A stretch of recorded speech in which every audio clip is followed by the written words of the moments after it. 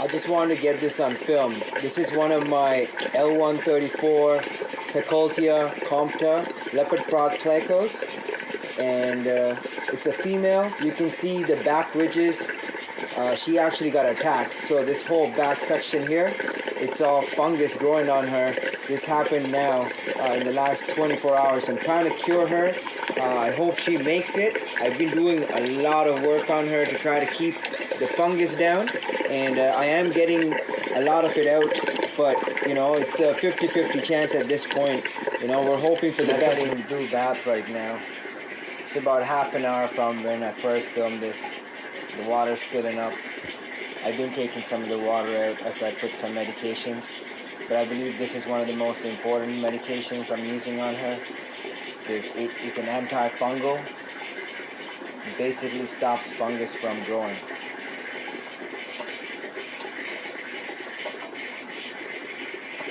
You can see where the fungus is on her too.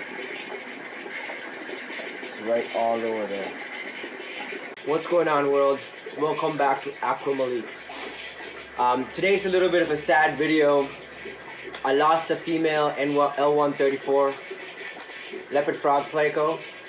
I'm going to make this a straight shot vlog style video, not a lot of editing. I'll put some b-roll in the back so you guys can see the fish and all the things I had to go through to save her life.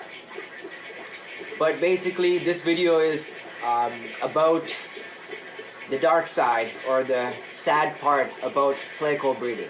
So truthfully, this type of stuff doesn't happen all the time, but the breeding season for these guys just started for me, and the male, this is the second female he's attacked, actually third, because he attacked one female in the summer. I removed her.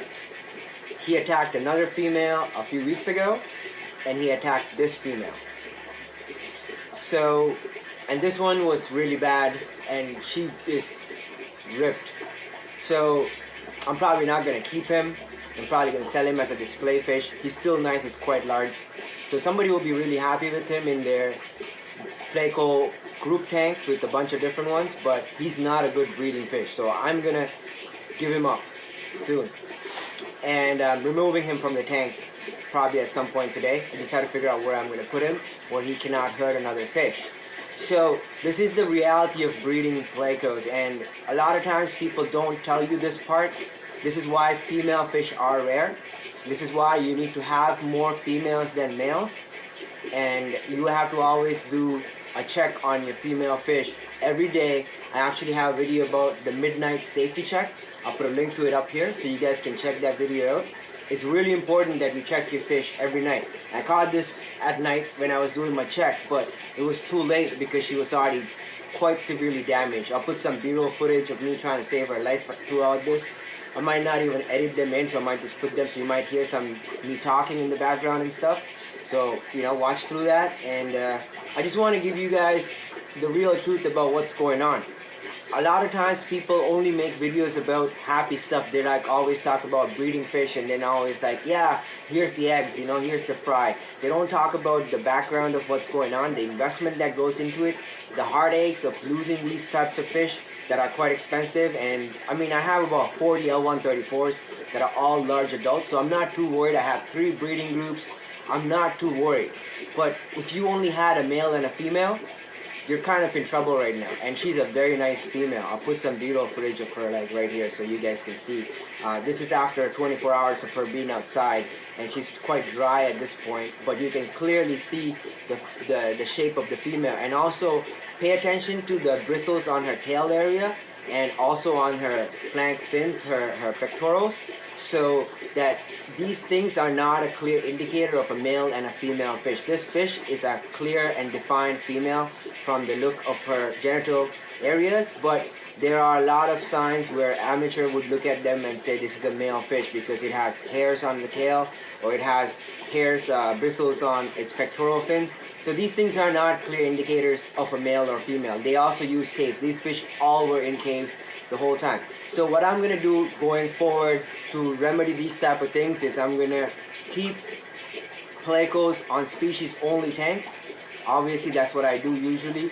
My leopard frogs are right now on a little bit of an issue because they cannot crossbreed with any of my hype ancestors, so I kind of keep some groups with other hype ancestors groups, and this is I think a part of the problem. So I'm gonna remove them from the hype ancestors tanks and give them their own 3 tanks. So these tanks that are behind me are getting set up for some of these fish, and this part of the fish room is a little colder than the other part, so I can actually keep fish that can live at about 80 degrees, 78 degrees and stuff on these tanks. These top tanks actually stay at about 80 degrees Fahrenheit, and the bottom tanks get to about 74, 73 degrees Fahrenheit, so I can maybe keep Corydoras, other types of tetras that can handle those temperatures. So these are winter temperatures in my fish room, and that's how it's going to be, so I kind of place the fish based on those. But essentially, I need to move those fish out is the point. I was actually talking to Dr. Thomas about this and several other things yesterday, and the topic came up, and even with these fish, you gotta wonder how many of these fish are actually in captivity. Me and Dr. Thomas did a mental exercise yesterday trying to figure out how many actual zebra plecos are in captivity, and our guesstimate is about between 50 to 100,000 or less. It's definitely not more than 100,000, and I would say it's like somewhere close to 50,000 captive animals that are actually in captivity. Now imagine not all these animals are in breeding facilities or in breeders. They're in individual tanks. Some of them might be single fish. Some of the people that have groups might not know how to breed them. Now all these things are a problem to preserving the species. So we will be looking at that in the next coming videos. So stay tuned and subscribe, because there's a lot of cool stuff coming up. I just couldn't get myself to make those videos yesterday and even today without letting you guys know what has happened.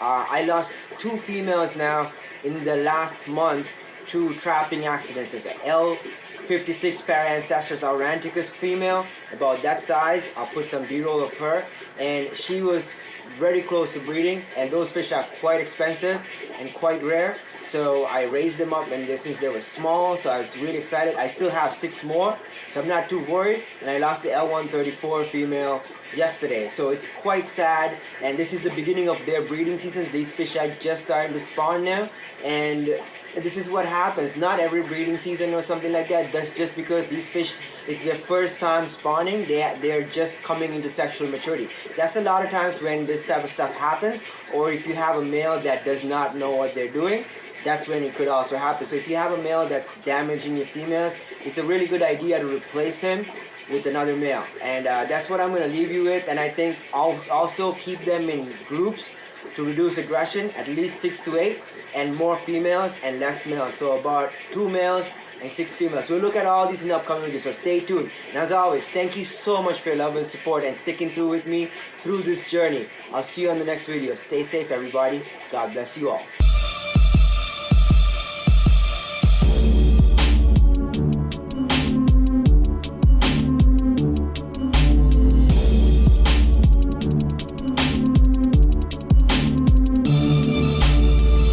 Produced by Malik.